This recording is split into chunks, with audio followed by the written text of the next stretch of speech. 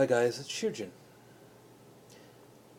This video has been a couple of weeks in the making, and it's finally come to the point where I really just can't sit on this anymore.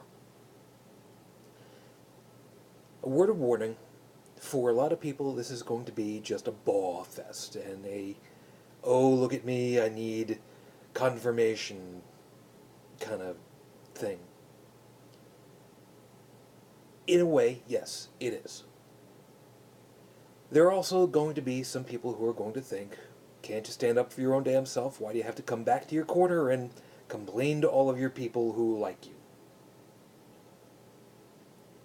Because I'm not looking to be told I'm okay. I'm not looking to be told I'm right. I'm looking to be the educator that I've always been. So is this basically going to fall onto the heels of Why Am I an Atheist? Kinda, yeah.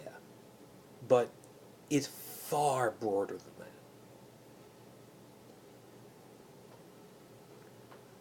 I've been into a couple of different arguments with people for different things. Atheism versus theism is one of them, and only one of them. I've had to deal with people who simply do not know what it means to do an argument.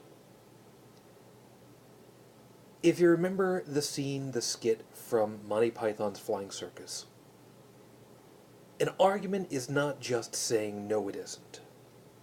It is a chance to talk through a premise, to find out why do you believe what you do. Here's the problem. I've had to deal with a number of people who do not understand that an argument starts at one point and ends at another. And in between those sections, there is whatever your premise is. All of the parameters of your premise. Let me explain. Perfect example. Let's say I believe in, let's just do generically, X. Whatever this is, I believe in it. This is what I believe in. Now, my premise, what I believe in,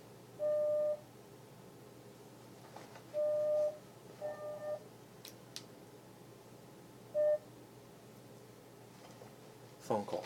It'll wait. My premise begins at whatever this is. I believe in this.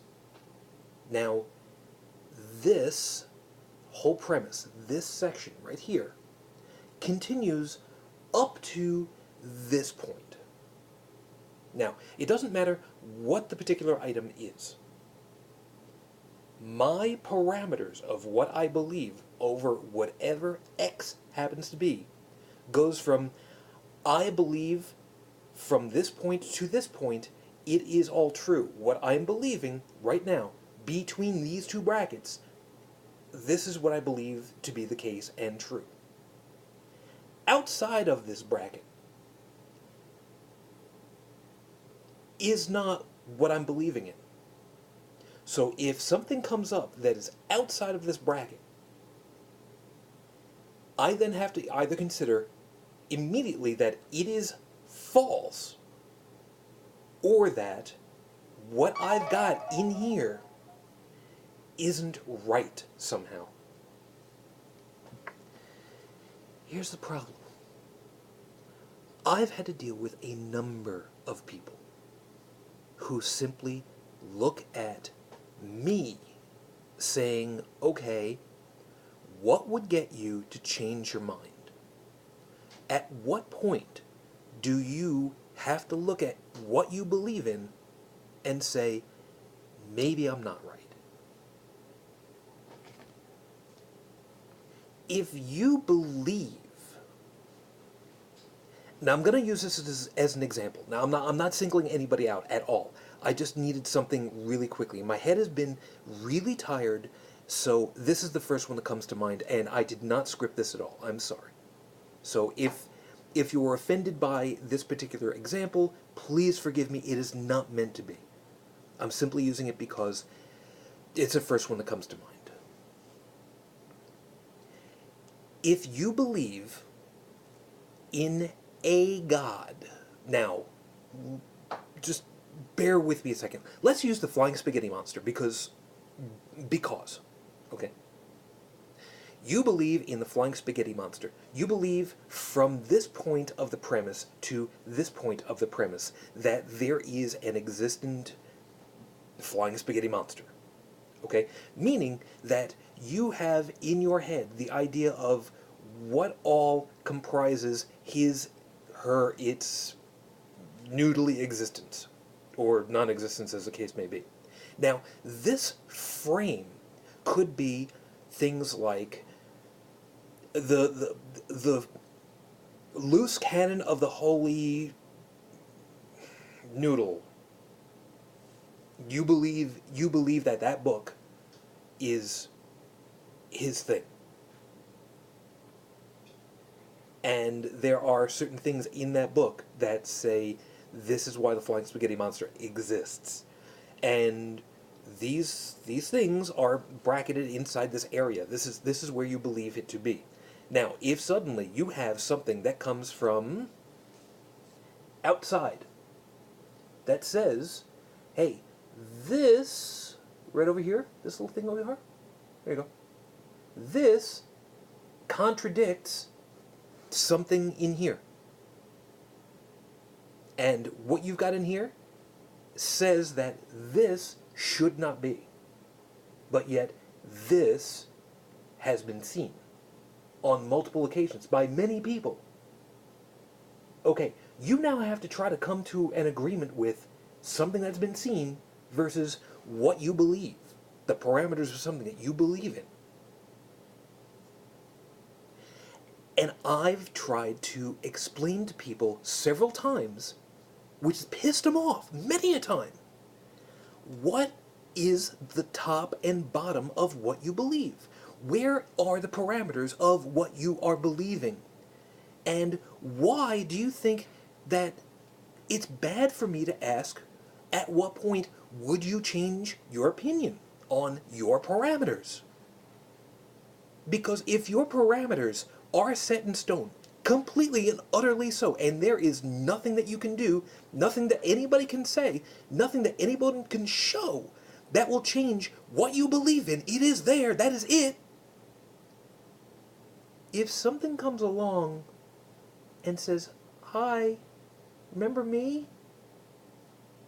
At what point does this make you say, maybe there's something wrong? Maybe I got something wrong. As opposed to, that doesn't exist. Never happened. It was falsified. Somebody else made that. It was wrong. They don't know what they're talking about. They're in collusion. There is a conspiracy. Really. And me asking, where are your parameters? Where are the tops and bottoms? Where are the sides? At what point do you have to say, if I'm wrong, I'm wrong? This is a bad thing? When I haven't made any value judgments on the stuff that you've said, I have not said you're right. I've not said you're wrong. I've said, give me the rest of the information. Give me the rest of your premise. Show me all of it. And then let me decide. Don't think I don't know what I'm talking about. I want to learn. And really, if my asking for more information to learn so that I can make a value judgment, that makes you upset, and that makes you think I don't know what I'm talking about, then really, we have nothing to talk about. I've said before what I believe love and hate are. I don't hate you. Any of you.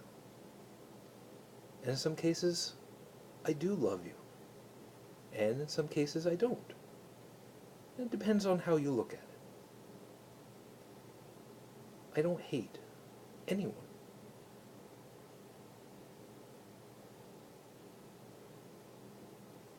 But there are some that I am apathetic to. And truly, those are the ones I pity.